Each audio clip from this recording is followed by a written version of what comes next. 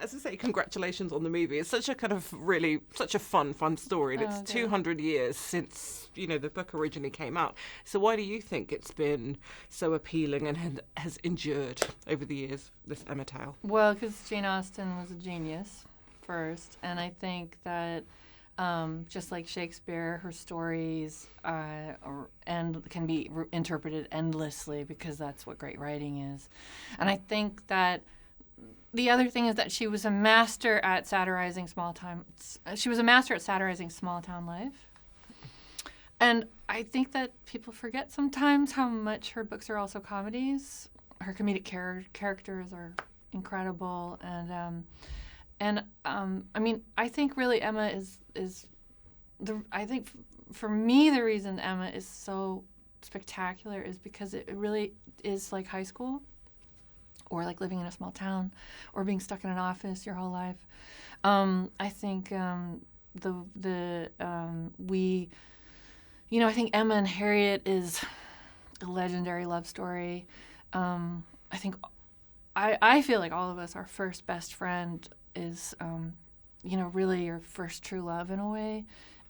There's an obsessive quality to the love, and everyone has to go through a testing period where they realize how valuable that friend is.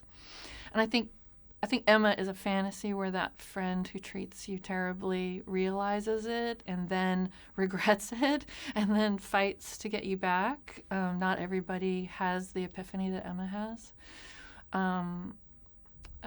But I think that, and then, the other thing that I think has just been translated into, thousands of stories in modern day is, am I in love with my best friend, meaning Mr. Knightley?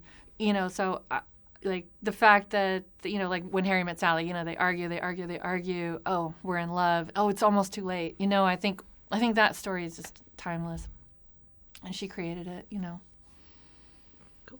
And so everyone, this is a kind of fresh modern take, and everyone has spoken today about how that's largely, due to you. So what do you think that is? Did you come in trying to do something new, or do you think it's just because of your background, this kind of photography, rock music background, that, and where you're from, that was always just going to happen naturally?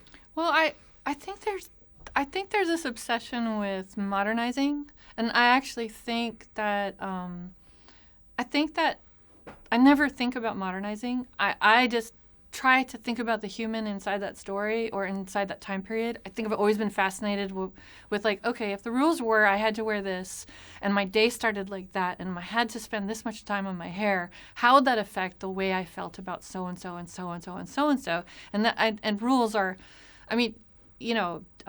Jack White, brilliant in the White Stripes because he created a set of rules in the White Stripes. It's red, black, and white. So I think, I worked with a lot of people that understood over the years in music and, that how much color can tell a story. And I think, I suppose that makes it seem like modernizing, but maybe it's perhaps people sort of have forgotten how much color there was in that time period. And we look at things in the museum that are faded and brown and yellowed with age, or murals that are faded and browned and yellowed with age. That's because they're older, but at the time they were always a lot brighter. Color was how you showed your wealth, your position in society. I think, so I suppose that maybe that's why it feels modern, and perhaps because I'm obsessed with humanizing,